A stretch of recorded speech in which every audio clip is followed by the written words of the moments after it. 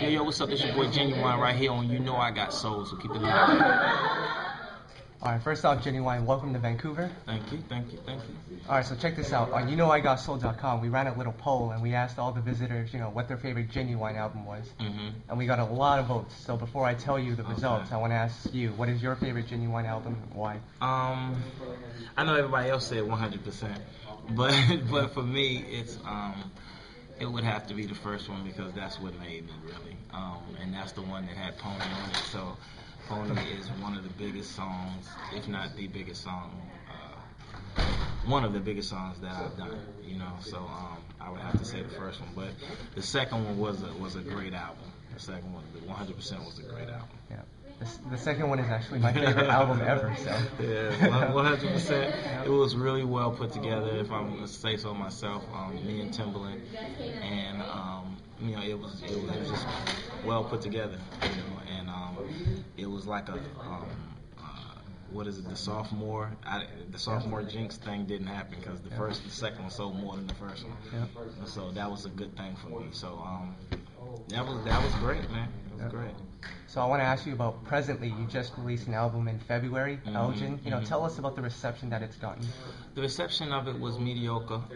As far as people wanting it, they really wanted to, hear it or whatever. But the reception of it was kind of medium because me and the label, weren't seeing eye to eye. I believe we released the wrong single and. It just didn't gel the way that all the rest of them did. And I think, every artist is allowed one of those records, you know what I'm saying? And that's mine. Unfortunately, it happened to be the one that I named after myself. But, hey, that's the way it goes, and you just got to keep moving. So I'm looking forward to the 8th CD, which is going to be called Completion, because the number 8 is completion, whatever.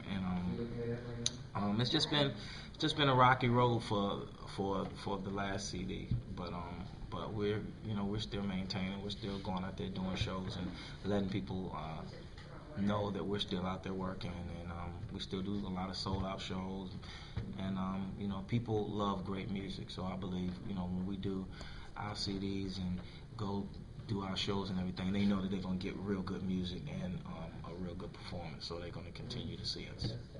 So I want to ask you, unfortunately the album didn't sell too well. Right. But, as a veteran in this game who's seen everything, Right. the highs and the lows, how do you respond to, album sales and chart performance now as compared to, back in the day? Well, I find a little comfort in knowing that no one is selling. You know what I'm saying? So, I find a little comfort in that, but still it doesn't feel well because you're so used to selling 2 million, a million and all that, and then when you can barely sell 100, that's kind of messed up, you know what I'm saying? And it's really a sign of the times. And right now, people are just downloading, stealing, and people someone has to really like you to go out there and get your CD, to physically go get it. They have to really like you. So shout out to everybody who actually go pay for the CDs, because a lot of people don't realize that's how we live. That's our job. And when people take music from us, that's just like, taking food off of our table, you know what I mean? And it's not cool, so, it's a lot of blood, sweat, and tears goes into the music and those lyrics, and to have people just go steal it, it doesn't feel well. But, there's nothing you can do about it because it's just as simple as people share files and everything, so it's just as simple as one person going to buy your CD and putting it online, and then everybody can have it. So it's kind of hard, somebody has to really like you in order to, go buy your CD. So, like I said, I find comfort in the fact that, everyone's, not just me, everyone is going through it, and we just have to keep moving forward, There's nothing to do about it, because the internet has really messed everyone up. It has its ups and it has its downs, but, for music artists, it's really a killer. Yeah. Now, the first single, What Could Have Been, did some, damage on the radio, but, what's going on with the second single? like I said, me and the label, I'm off of my label in August, so me and the label, we're not seeing eye to eye, and sometimes you run your course, in a relationship, sometimes you just can't go no further, you bump heads, and that's where we are right now, and I'm off of that label in August, so there will be no second single, and we're just I still don't believe I got the proper push that a veteran should have gotten, like myself, should have gotten. The way that it was, it just was messed up, and that just happens in the business. That's the stuff that happens behind closed doors that people don't really get to see or hear. But I believe my real fans will continue to truly support me, and they know what I can do. So it's all right. I'll move forward. Okay, now I want to talk about the future, because I know you got a reality TV show coming up. I saw the trailer for it. That's not the trailer. That's not the trailer? No. That was something that we shot like 3 years ago. Okay. And I don't know what happened, how all of a sudden it just came out like that. But they said they didn't do it. But that's just old footage of some stuff that we did a long time ago. But that's not the reality show. We're actually shooting with James DuBose. He did the Trey Songz thing on BT. He did Keisha Cole's. He did Tia and forgot the other one, Lil Wayne's wife. Lil Wayne's ex-wife. Okay. Tia, I forgot their name, but and he did a lot of adult like reality shows. He also did Blind Date. So we're actually doing it with him, and we start to shoot I think next week. Okay, now everyone's doing reality shows now. So what is it about your reality show that's going to make it great? No nonsense, no stupidity. I think you have a lot of examples on TV of what not to do. You don't have a lot of examples on TV of what to do. I think the old school TV shows helped in raising your kids. It helped in the way that things should be done. But now you just see kids and stuff disrespecting their parents. You see kids cursing. You see kids just doing all the kind of things that shouldn't be done. And I just don't believe that we need to contribute to something as crazy as that. We need to show how we really are, and how we really are I'm the dad, that's the mom, these are the kids, this is how you respect us. It's yes ma'am, no ma'am, yes sir, no sir. I don't think we don't see a lot of that on TV, I just want to give an example and show examples of what a family or how a family should be versus how families are portrayed on TV. Okay, now just a couple of nights ago we saw Missy Elliott's Behind the Music on VH1. We saw a clip of you in the basement. So what do you remember most about that whole era? What I remember about that era, basically just fun. You know what I'm saying? It was a learning process, and it was something I wouldn't give up for the world. It was very educational for an artist such as myself to come up around and see firsthand, how the business is and what not to do when you get up there. And you still make your mistakes, but I believe if I didn't have that education, I'd probably be totally broke right now. You know what I'm saying? So I believe that it was very educational for me as an artist coming up and seeing it, like I said, firsthand. I wouldn't give it up for the world. I met some great friends, Timberland, Missy, Static, rest in peace, Tweet.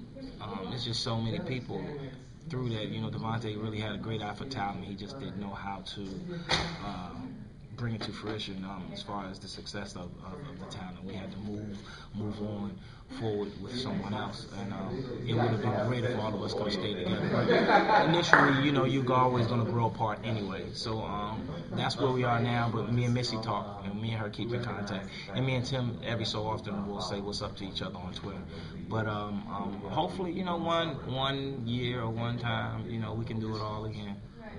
Now I know you're also doing something similar to the Behind Music with the new book that you have coming out. So tell us about that and when you expect it to come out. Well, that's called My Ride, playing off a pony. But it's basically the ups and downs of my career, the drug use, the alcohol, the womanizing, the the behind the scenes stuff of the business. You know, me going bankrupt before and pulling myself out of that. You know, being in trouble with a lot of with the law, being in trouble. You know, just expressing. You know, again, trying to help a lot of other artists that's coming up, to show them. You know. What not to do, you know what I mean, and just try to guide them through the business and just help them when,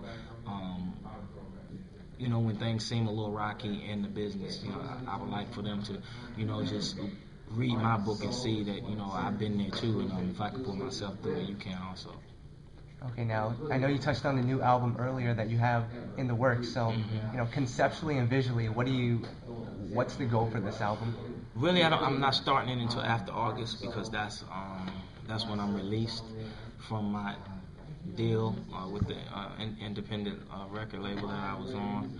So I just thought of the name Completion. I haven't really started working because I don't want no one coming back saying, you know, I was still under contract. So whatever I done during the time I was under contract, that's theirs and all that. So, you know, and I don't think it would be that, but, you know, I'm just making sure that, you know, there's no crap in the game. So I'll just wait until after I'm released and then I'll start working in the studio. So, but really, I don't know what direction I want to go. It's just basically I'm calling it Completion, and it's the number 8, and I don't know, man. I mean, conceptually, I'm just gonna go in there and do good music, and try to do good music, try to write as much as I can, and bring back the old Ginuwine style. You know what I'm saying? So, because a lot of people don't realize those first 5 CDs that you heard was pretty much all me. I wrote pretty much 90% of it. You know what I mean? Of all of them. So, hopefully, you know, I can get back and get my pen game up again, and you know, do about 90% of this one too. Okay. Now you covered Prince When Doves Cry, and you've also covered Michael Jackson, She's Out of My Life. Is there someone else you would look to cover, or is that it? Them were the 2 that I wanted to cover, and I was actually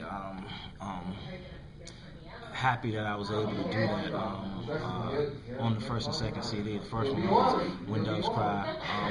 I don't even know why we did When Doves Cry first, and then Michael Jackson, because my true biggest influence is Michael Jackson, then Prince. But it just happened that way. But I was able to do both of them, and I'm just happy that I was able to do it. And Prince actually liked, you know, he said it was cool. You know what I mean? So coming from Prince, cool was great. Yeah. But I never got the opportunity to meet Michael Jackson, so I don't know what he thought about it, or even if he heard it. You know what I mean? So I'm pretty sure he did hear it. But yeah, I was able to do those 2, and you know, they are truly my biggest influences. And, I'm just happy that I was able to do it. Now tell us about the show tonight. You know, you have a catalog of hits, you know, ranging from '96 to now. You know, how do you decide what to perform? You just really perform the hits, man. You know, you got to perform the hits, because that's what people know you for, and that's what they want to hear. So, I mean, I try to just make sure that I perform the hits. And what can the fans expect from you tonight? Once I get some sleep, some energy, and just, you know, me doing what I do best, and that's just performing. Okay. Those are all the questions that we had for you. Is there somewhere where the fans can contact you through Twitter? Yep, you can always follow me on Twitter. It's Ginuwine09, Ginuwine 09, Ginuwine09, or you can go to Elgin Ginuwine, and that's my Facebook. But I don't really be on Facebook a lot. I'll be on Twitter more so than Facebook. But my Twitter is connected to my Facebook, so you know, you can follow me on Twitter. Okay.